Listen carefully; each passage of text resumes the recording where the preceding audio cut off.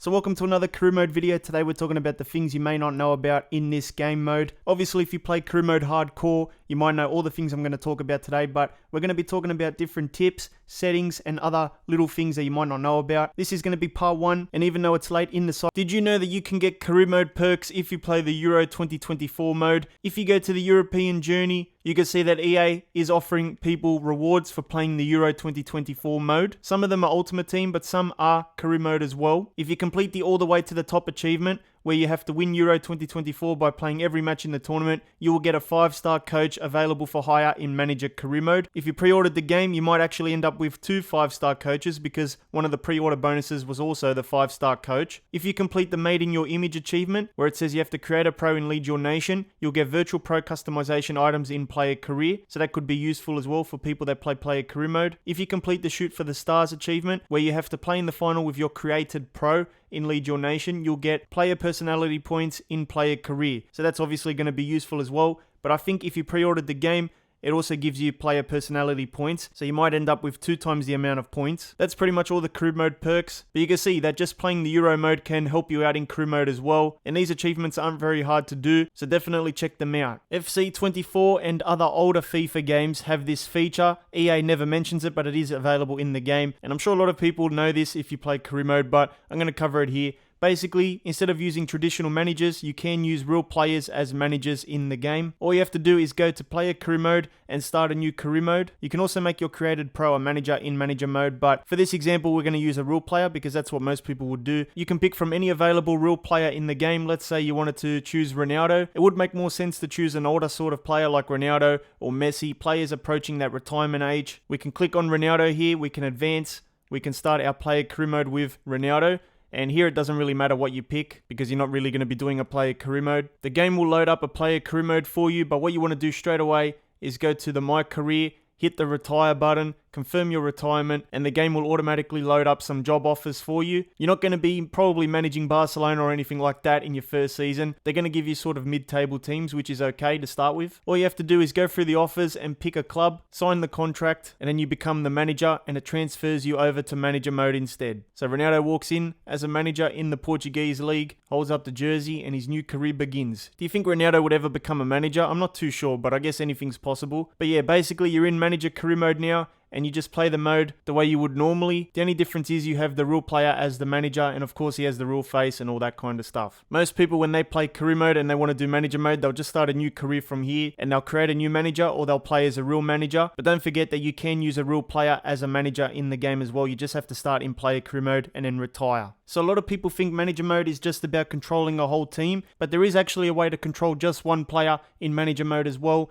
When you're about to play a match, just go to the customize section and then go to lock to player. You can set up your controller to just control one player on the field. Let's say we want to control Isak here. You press done, and then you get back to this menu, and then it says play as Isak. So we're not actually controlling the team, we're just playing with one player on the field today, and the AI takes care of all the other players. So this is like a player career mode, but without the player career mode features. So for whatever reason, if you're playing manager mode and you just want to control one player, this is the way to do it. If you're not sure which clubs have real stadiums in the game, you can easily check before you start a career mode. Go to the team select menu and go and find your team. If you pick a club that has a real stadium, you'll see it on the bottom right hand corner. As you can see, it says ground and the name of the stadium. Now if the team does not have a real stadium in the game, it'll say city instead of ground in the bottom right hand corner. For Barcelona, it says City Barcelona because obviously the Nou Camp is not in the game. So that's a very easy way to check if teams have their real stadium in the game or not. The last proper day in the calendar for career mode is the 29th of June, not the 30th of June. The 29th of June is the day where you can still manage everything and you have access to all the career mode menu.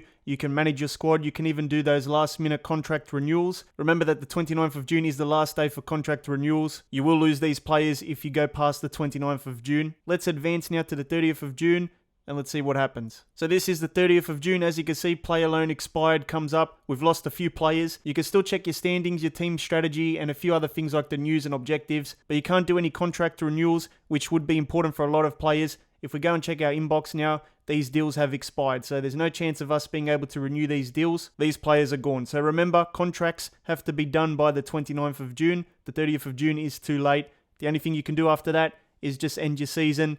And that's basically it. So remember the 29th of June. A lot of people know that when a cutscene comes up in career mode, you can skip it. by holding the X button down, which says hold to skip. That will work, but it's not the quickest way to skip in the game. All you have to do is press L1 and R1 and it instantly skips you instead of that hold to skip button, which can take a few seconds. Now you can use the L1 and R1 skip button at any time in a lot of different cutscenes in the game, including this one here when you get introduced as a manager. You can see I'm holding to skip and it takes a few seconds, but if I press L1 R1, it immediately ends the cutscene. Now if we go into contract negotiations with a player, L1 and R1 skip buttons will work. So instead of holding the skip button down, you just press L1 R1, bang, takes you straight there. Bang again, and then you can just quickly skip through all this stuff that you've seen a million times over the years. Instead of holding to skip these match day introductions, just press L1 R1, it works here and it takes you straight into the match. I really use this feature a lot because I've seen all these cutscenes over and over and you just get bored of them, you don't want to watch them anymore. And this also works if the ball goes out of play, look at that.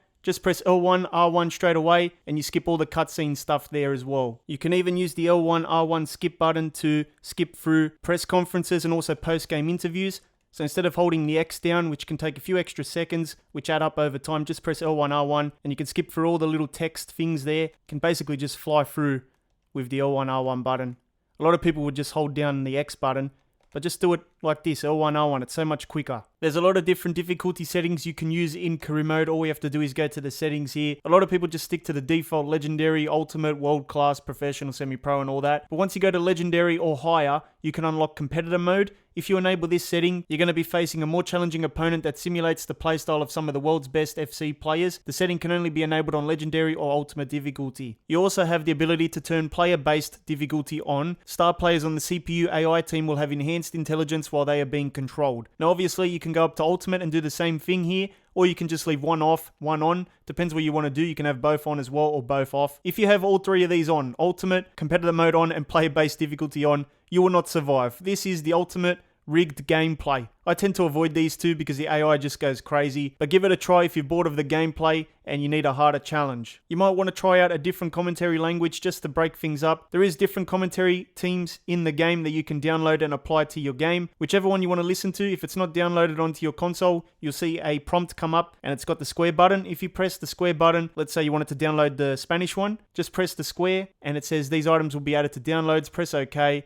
and it starts to download the commentary so you can use that in career mode instead of the default one. Remember that there's also gameplay sliders, so if you don't like how the default gameplay is, you can always go to the game settings, go to the user sliders and CPU sliders. You can tinker with each one of these settings here to make the gameplay better for you. Please leave a like for me and make sure you subscribe as well. Click on the thumbnail in the middle to watch part 1 of the things you might not know about in career mode.